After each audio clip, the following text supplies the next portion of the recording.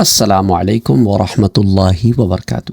بہت دنوں سے ہمیں ریکویسٹ آ رہی ہے کہ سر آپ نے رجال الغیب سیریز کیوں روک دی تھی؟ اس کے 39 ایپیسوڈز آپ نے کیے ہیں اور لاسٹ ٹائم آپ نے رجال الغیب سیریز اپریل 2024 میں اس کا آخری درس دیا تھا۔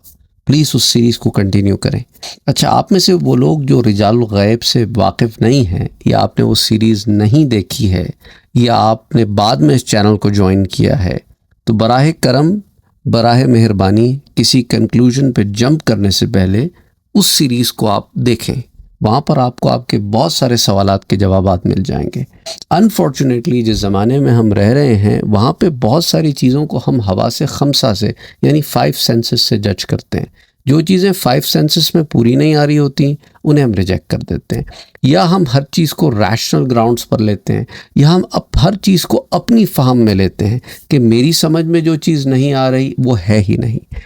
نتیجتاً ہم دیکھتے ہیں ایسے بہت سارے لوگ ہیں جو ہر چیز کو کہانی شریف کہہ کے آگے بڑھ جاتے ہیں، اور وجہ یہی ہے کہ ایک تو ان کے اندر علم کی کمی ہوتی ہے اور فقدان ہوتا ہے، اور مطالعہ گہرا نہیں ہوتا۔ اچھا، قرآن کریم میں اگر آپ غور کریں تو قرآن کریم میں طی مکانی کا بھی ذکر ہے اور طی زمانی کا بھی ذکر ہے، یعنی زمانے کا بہت جلدی سے طے ہو جانا یا مکان کا بہت جلدی سے طے ہو جانا یا دونوں کا ایک جگہ جمع ہو جانا۔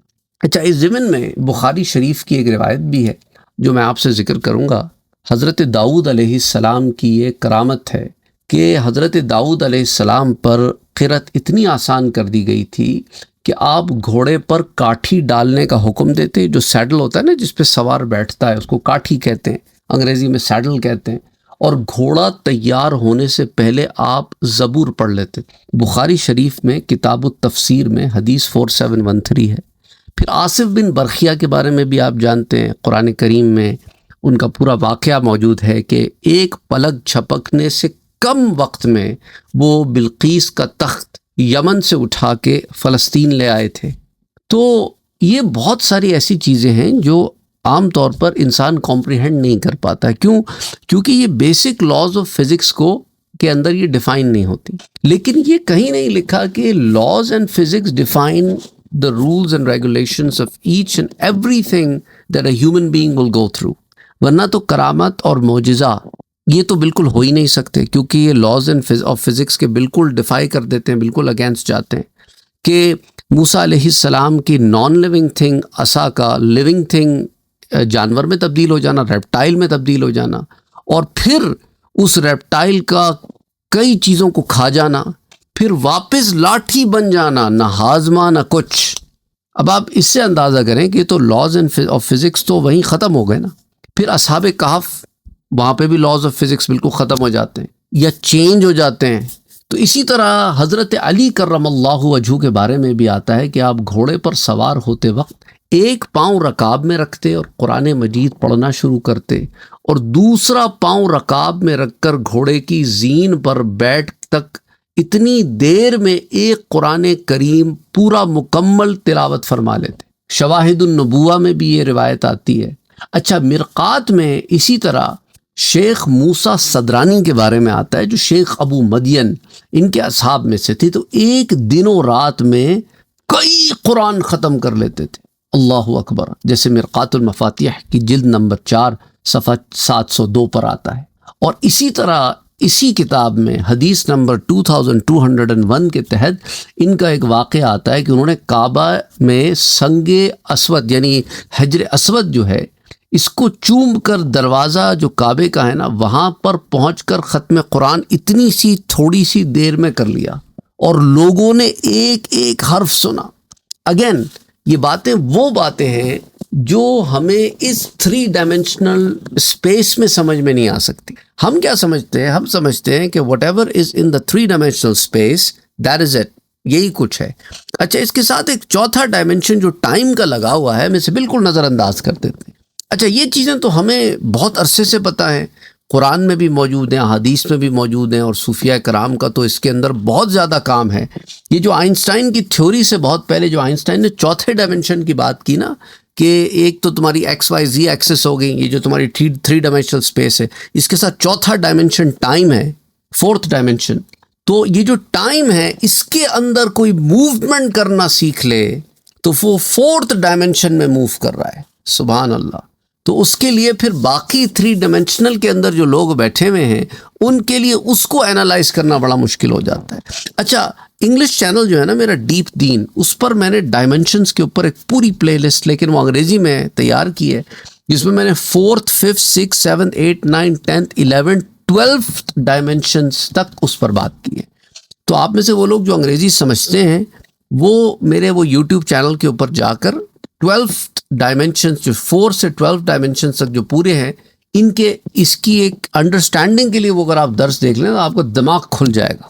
اچھا اسی طرح میں آپ کو ایک واقعہ سناتا ہوں جو حضرت شیخ الشیوخ شہاب الحق سہروردی رحمۃ اللہ علیہ نے اس واقعے کی تصدیق کے لیے فرمایا کہ شیخ الشیوخ ابن سکینہ رحمۃ اللہ علیہ کا ایک مرید تھا جو سونے کا کام کرتا تھا. اس کے متعلق یہ خدمت تھی کہ وہ ہر جمعے کو صوفیاء کی جائے نمازیں جامع مسجد میں لے جا کر بچھا دیتا تھا، لیکن جب نماز جمعہ ہو جاتی تو انہیں اٹھا کر واپس خانقاہ میں رکھ دیتا.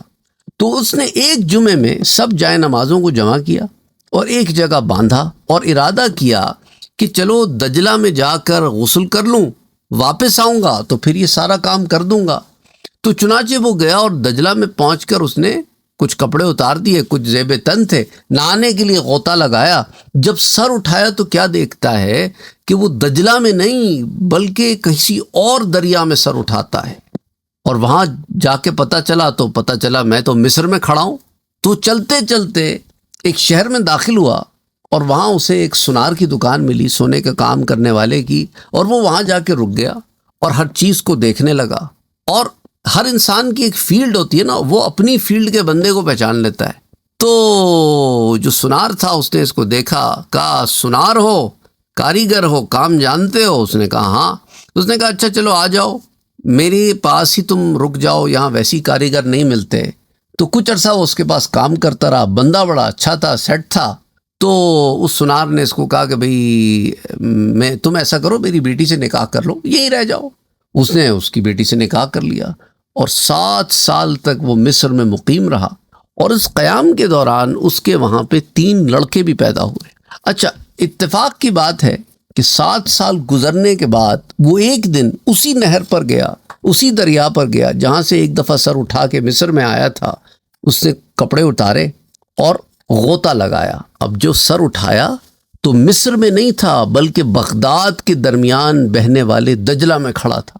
اسی جگہ کھڑا تھا جہاں 7 سال پہلے نہا رہا تھا، اور کنارے پر وہی کپڑے پڑے ہوئے تھے جو 7 سال پہلے چھوڑ کے گیا تھا. بڑا حیران ہوا، بڑا پریشان ہوا کہ وہاں تو میری زندگی کے 7 سال گزر گئے اور یہاں پر ایک لمحہ بھی نہیں گزرا. بڑا دوڑا اور بھاگا خانقاہ میں آیا تو کیا دیکھتا ہے کہ وہ ساری جائے نمازیں جو اس نے باندھ کے رکھی تھیں وہ ایسی پڑی ہیں. بعض دوستوں نے اسے کہا جلدی کرو، لوگ جامع مسجد میں جا چکے ہیں، جائے نمازوں کو لے جا کر جامع مسجد پہنچو، انہیں بچھاؤ تاکہ لوگ نماز پڑھیں.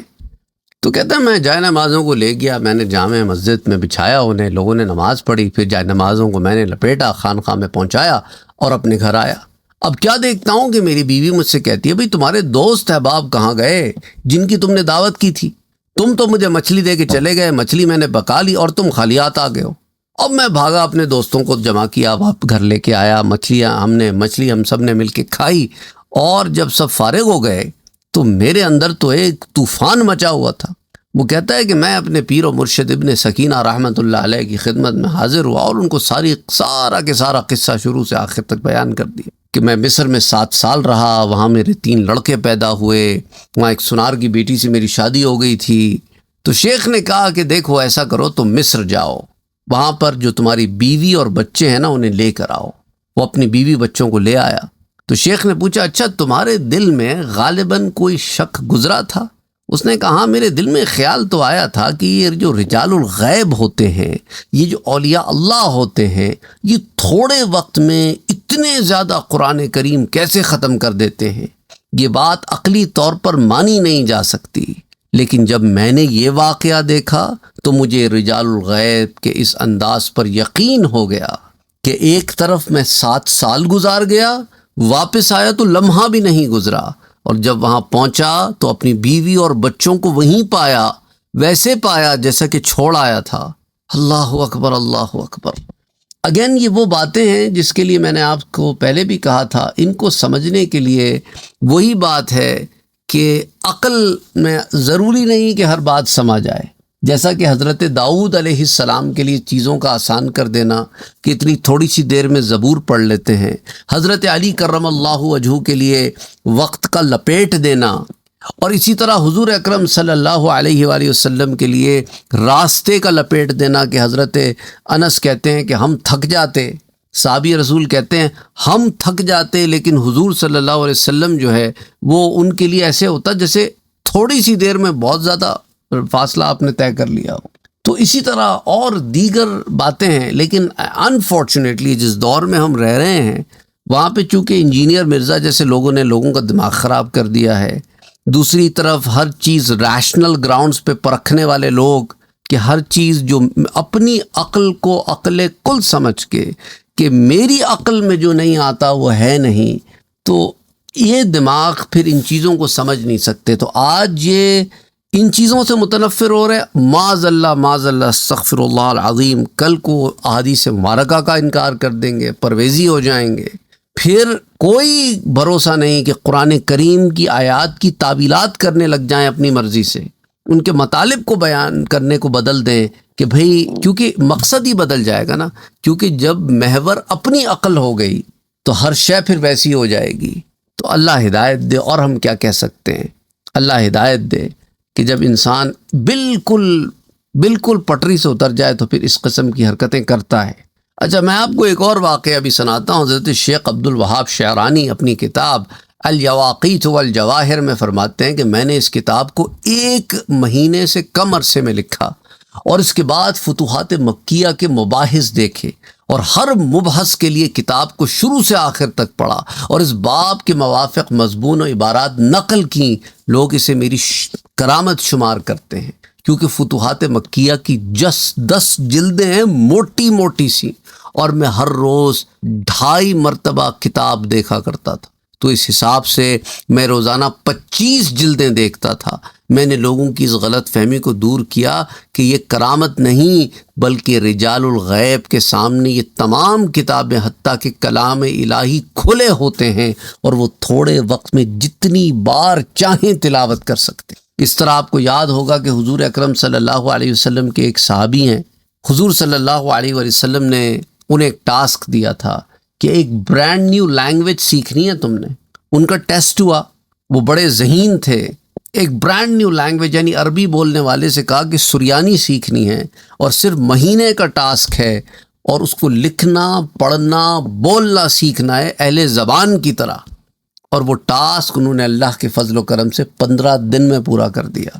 آف کورس یہ ان کی کرامت ہے اور حضور صلی اللہ علیہ وسلم کا یہ معجزہ ہے، لیکن کہنے کا مقصد یہ ہے کہ یہ کرامتیں اور یہ معجزات یہ بیسک لاز اور بیسک پروسیسز کو بریک کرتے ہیں، اس لیے تو کرامت ہوتی ہے یا معجزے ہوتے ہیں۔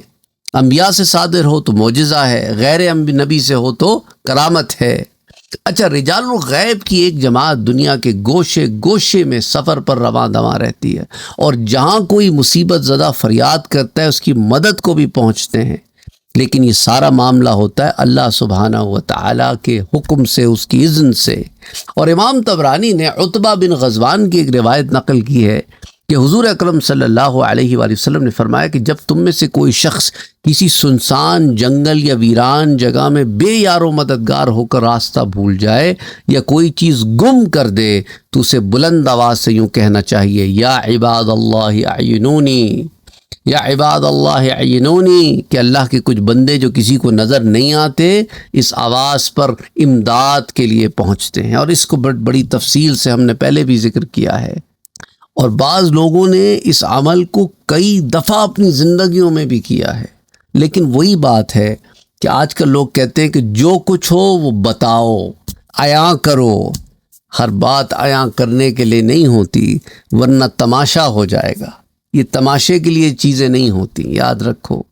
یہ وہی بات ہے کہ آپ کے ہاں سائنٹیفک ریسرچ ہوتی ہے، آپ کے ہاں بہت ساری ایسی چیزیں ہوتی ہیں جو بڑی ہائی پروفائل ہوتی ہیں، اسی طرح بہت ساری چیزیں ہوتی ہیں جو حساس اداروں میں ہوتی ہیں. کیا آپ ہر چیز پبلک کرتے؟ نہیں کرتے.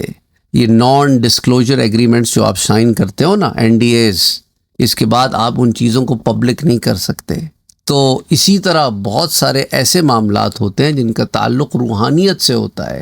یہ تو میں آپ کو دنیاوی معاملات بتا رہا ہوں، وہ آپ ڈسکلوز نہیں کر سکتے. تو روحانی معاملے تو اس سے بہت آگے کی چیز ہوتی ہے. اب انفارچونیٹلی ہمارے ہاں یہ جو شعبدے باز 4 کتابیں پڑھ کے بڑی بڑی بڑکیں مارنے والے بد زبان قسم کے لوگ جو آ کے بیٹھ گئے ہیں سوشل میڈیا میں، ان سے کہو کہ جب تم کام کرتے تھے نیوکلیئر ری ایکٹر میں تو جو تم نے وہاں کیا اس کو پبلک کر سکتے ہو؟ نہیں کر سکتے نا. تو تم ایک دنیاوی حقیر چیز کو پبلک نہیں کر سکتے، اور تم اولیاء کرام سے یہ ایکسپیکٹ کر رہے ہو کہ وہ اپنی کرامتوں کو یوں پبلک کر کے اپنی تشہیر کریں. یہ تشہیر کرنے کا معاملہ ہی نہیں ہے. تشہیر کرنا یہ تم جیسے چھوٹی ذہن کے لوگوں کا کام ہے کہ 4 کتابیں پڑھ لیں اور بیٹھ گئے اپنی تشہیر کے لیے. بہرحال یہی بات ہے، ہم کس کو سمجھا رہے ہیں؟ یہ بھی بات ہے نا. یہ لوگ ایسے مقام پر پہنچ گئے کہ شاید ان کی عقلیں معوف ہو گئی ہیں. بہرحال اگر آپ نے رجال الغیب سے متعلق مزید معلومات لینی ہیں تو مجھے بتائیے، تاکہ پھر اس سیریز کو بھی ہم ساتھ ساتھ جاری رکھیں.